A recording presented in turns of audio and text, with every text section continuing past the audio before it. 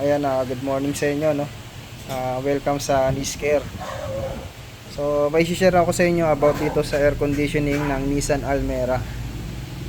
So, kapag kayo ay nakaka-experience ng mahina yung lamig at yung blower nyo, kahit isagad, iset nyo yung blower nyo sa number 1, 2, 3, or 4.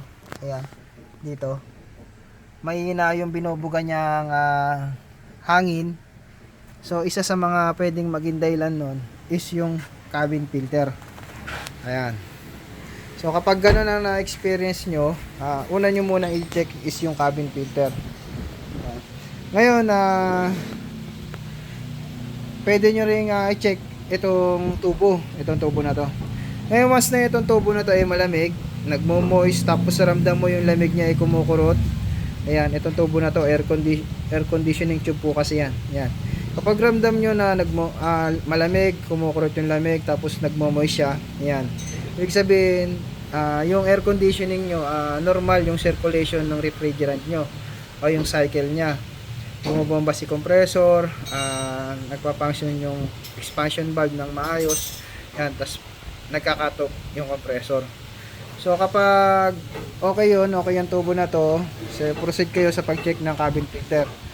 So ito guys ay nung pag-check ko sa cabin filter, ito kasi ang concern ng customer mahina daw yung lamig.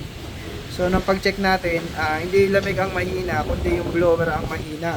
So upon checking, nakita natin itong cabin filter. Yan. Makikita nyo, itim na yung cabin filter. Ito yung papalit natin. So hindi lang siya madumi, kundi basa pa.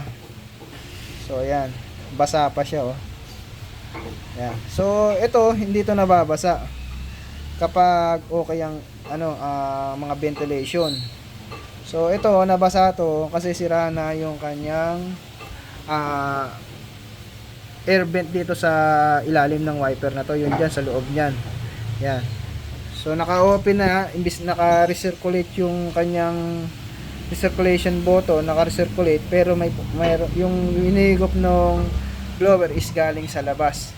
Then kapag ganon, at kapag nagkaroon ng tubig dito, ang tendency naka-open yon, dito pupunta yung tubig na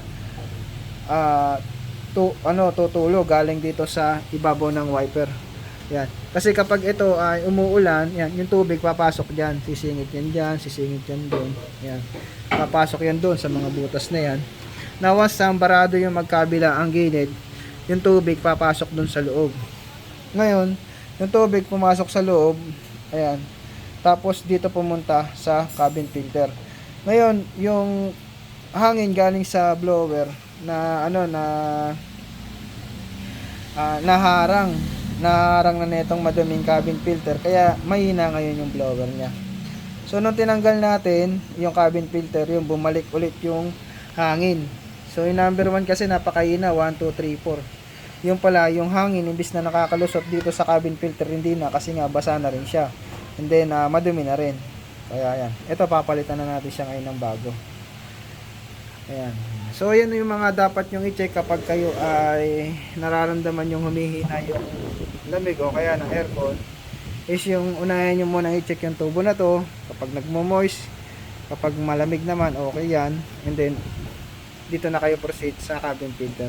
Yung cabin filter, ang location nya ay dito, yan, dito sa may passenger side. So yan, so nandyan siya nakalocate. Yan sa ilalim. So, ang location ng cabin filter is ito lang. So meron yung cover, ito yung kulay puti, yung cover na yan.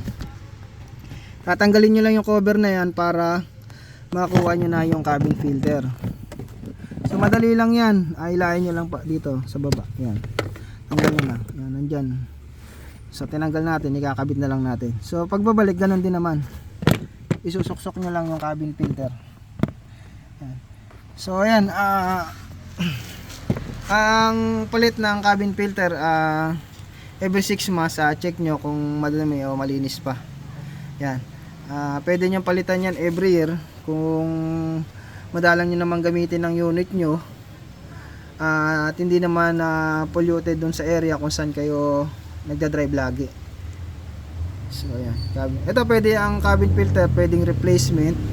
Ayan, kasi medyo may kamahalan ng original nito eh. So pwede na yung replacement. Basta ano, maayos siya, maayos yung pagkakagawa sa kanya replacement. Ayan. Pwede na yon. As long as yung hangin na i-deliver naman ng ayos, ayan, wala kayong magiging problema yan.